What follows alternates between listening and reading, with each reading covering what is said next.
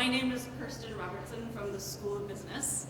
You might assume that business research is all about revenues and costs, but sometimes it's actually also about fish. More specifically, the people who are responsible for managing our fisheries systems here in BC.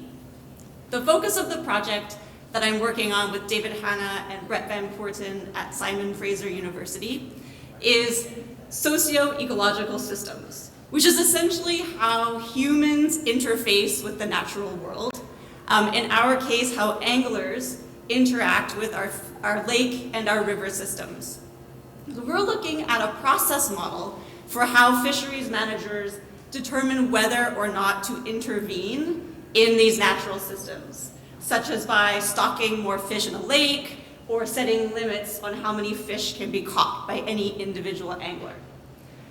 In our model, we say that the first process is assigning worth to different components of the system, assessing whether the most worthy components are operating as they should, untangling why, and then ultimately making recommendations for policymakers.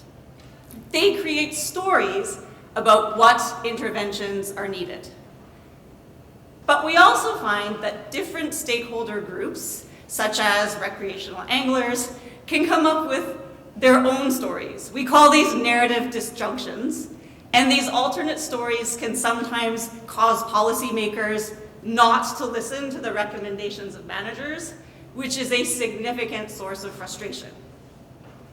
We conclude by explaining how scientists can identify these narrative disjunctions and ultimately tell better stories so that policymakers will be more likely to listen to their science-backed recommendations. Thank you.